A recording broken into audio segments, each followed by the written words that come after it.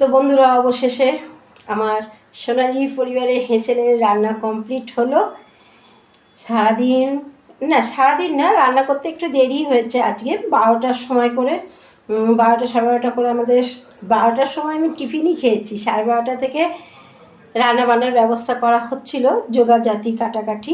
তো আমার সোনালির পরিবারের হেঁসেলে কি কি রান্না হয়েছে আগে বলে নিই, তারপর আবার একটু গল্প করে নেব। অনেক দিন পর দেখো নিম পাতা বেগুন করলাম। এই নিম পাতা বেগুনটা সবার প্রিয়, আর এই সিজনে অবশ্যই খাওয়া দরকার, তাই তো। তো তো অনেক দিন না, এই সিজনে প্রথম করলাম। আর করলাম এখানে চাটনি। চাটনি না হলে তো ভাত খাওয়াই যায় না, তাই না? একদম চাটনি। এখানটায় কী আছে আমি নিজে রান্না নিজে করেই ভুলে যাচ্ছি কী রয়েছে। তো এখানে হচ্ছে, ও আচ্ছা, টমি স্যুপ। হ্যাঁ, টমি স্যুপ করা হচ্ছে। আমাদের আগে বড় সদস্য, ওর আগে খাওয়া হয়ে যায়। তারপরে করেছি দেখো লাল লাল ঝাল ঝাল চিকেন। দেখতেই পাচ্ছ লাল লাল ঝাল ঝাল হয়েছে, ইচ্ছে করেই করেছি, নাহলে খেলে মুখ ছাড়ে না। আবার এখানে কি লুকিয়ে আছে, ও বাবা, এটা হচ্ছে লাল শাক। এই দেখো, এটাও অনেক দিন পর করা হয়েছে। সত্যি কথা বলতে রবিবারটা কি বলতো, সবাই একসাথে খাওয়া হয়, তো যার ফলে যে বিভিন্ন রকম জিনিস করতে ইচ্ছে করে। আর এইটা হচ্ছে তোমার শিমের ভর্তা। অনেকবার কিন্তু আমাদের শিমের ভর্তা করা হয়ে গেছে।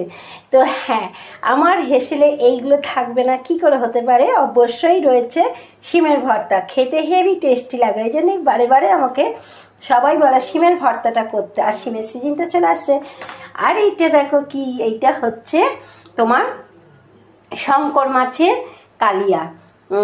এবার অন্য সময় বড় শঙ্কর মাছ নিয়ে আসে, আমি বলেছি অত বড় না এনে একটু মিডিয়াম নিয়ে আসো। তো যাই হোক, এটা হচ্ছে শঙ্কর মাছের কালিয়া।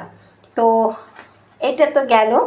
এবার এখানে হচ্ছে সবজি ডাল। এটা হচ্ছে আমার ছেলেকে তো এটা রোজেকারই দিই, কারণ এটা খাওয়া খুব দরকার সবজি ডালটা। তো সবজি ডাল তুমি দেখো কত কত কিছু হয়েছে, তার মধ্যে একটা রেসিপি বাদ দিয়েছি, ওটা আর পারিনি। এখানে অল্প একটু পনির তরকারি আছে। আর এইখানে রয়েছে কি বলো তো, এটা হচ্ছে লাউ চিংড়ি। শীত মানে গরমকাল এসেই যাচ্ছে, আমাদের শরীর তো ঠান্ডা করতেই হবে, না হলে কি করে হবে।